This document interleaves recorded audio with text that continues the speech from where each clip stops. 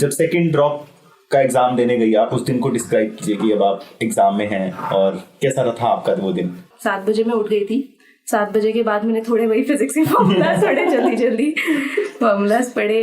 Then मेरा 2 घंटे में फॉर्मूलाज रिवाइज हो गए। उसके बाद भी बाहर निकले हम। तो जब मैंने देखा इतनी सारी भीड़ है, तो मतलब वो भीड़ देख के भी एग्जामिनेशन हॉल के बाहर काफ़ी ज़्यादा नर्वसनेस हो जाता है। राइट।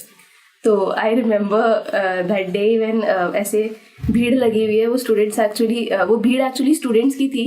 एंड मैं अपने पापा से उल्टी सीधी चीज़ें बोल रही हूँ, तो पापा को लगा कि इसका दिमाग तो घूम गया है। मैं कह रही थी कि पेरेंट्स क्यों खड़े हैं इतनी लंबी लाइन में, तो पापा को लगा इसका दिमाग घूम गया है, ये इससे अब नहीं हो पाएगा। एंड कोइंसिडेंटली हुआ क्या कि बाहर भी पापा को भी एक पेरेंट मिल गए, जिन्होंने पापा को कुछ ऐसा बोल दिया कि मोस्ट ऑफ द स्टूडेंट्स वही होते हैं जिनका मतलब 12th के साथ में ही नीट क्लियर होता है। जितने ज़्यादा तुम्हारे ड्रॉप के ईयर्स बढ़ रहे हैं, उतने तुम्हारे चांसेस कम होते जाते हैं। एंड बाहर पापा वॉज सो एंशियस। एंड लेकिन फिर जब मैं आई तो पापा ने पूछा हाँ कैसा हुआ, मैंने कहा हाँ ठीक हुआ। एंड दैट डे उसी सेम लड़की का कॉल आया कोटा वाली का कि हाँ कैसा हुआ तेरा। एंड आई सेड हाँ ठीक हुआ। एंड शी सेड ओह मेरा तो बहुत अच्छा हुआ यार, पेपर तो बहुत अच्छा था। देन फिर से मेरा वही शुरू हो गया, मेरा फिर से अच्छा नहीं हुआ। तो एग्जामिनेशन हॉल में कैसी नर्वसनेस थी? पेपर मिला आपको, पेपर देख के मतलब मैंने जितने स्टूडेंट्स पेपर देख के मेरा यही हुआ उस टाइम पे कि एक्सपेक्टेशन ये थी कि बायो बहुत अच्छा जाएगा। क्योंकि बायो जैसे पेपर्स वगैरह देते रिवीजन होते होते काफी अच्छे से हो गया था, काफी कम टाइम में सॉल्व हो जाता था। बट उस टाइम में मेरे ही वाले ईयर में सारा पैटर्न चेंज हो चुका था। असर्शन रीजन भर के आने लगा था। 2020 ठीक है। नहीं sorry 2020 was my first 2022 was my 2022 दिया ना मैंने। अच्छा।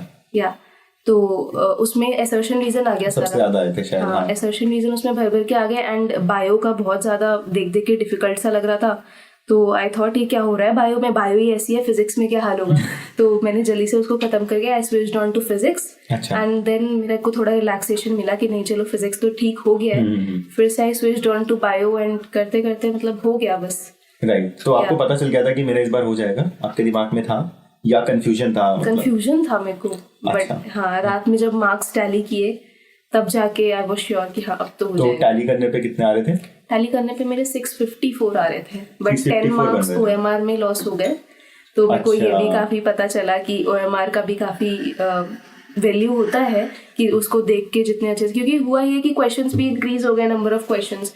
तो उसमें OMR भरने में मेरे को रियलाइज हुआ कि जब हमारे 180 क्वेश्चंस आते थे तो वो थोड़ा इजी होता था OMR भरना, लेकिन मैंने क्वेश्चंस इंक्रीज किए तो थोड़ा डिफिकल्ट हो गया OMR फिलिंग भी।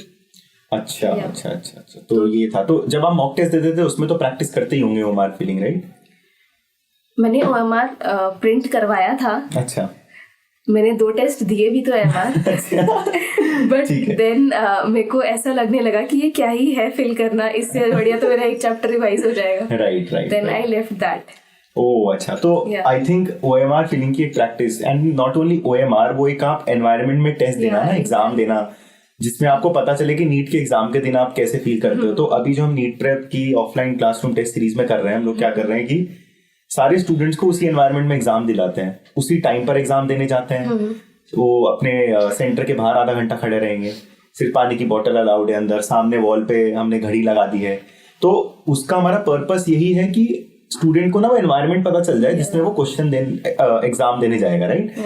एंड तब उसके लिए इजी हो जाता है जिस दिन नीट का एग्जाम होता है ना? तो उस दिन काफी इजी हो जाएगा क्योंकि आपने वो एनवायरनमेंट ऑलरेडी फेस किया है, तो आप कहीं ना कहीं रेडी है उस चीज के लिए। ठीक है। तो thank you for watching the entire clip.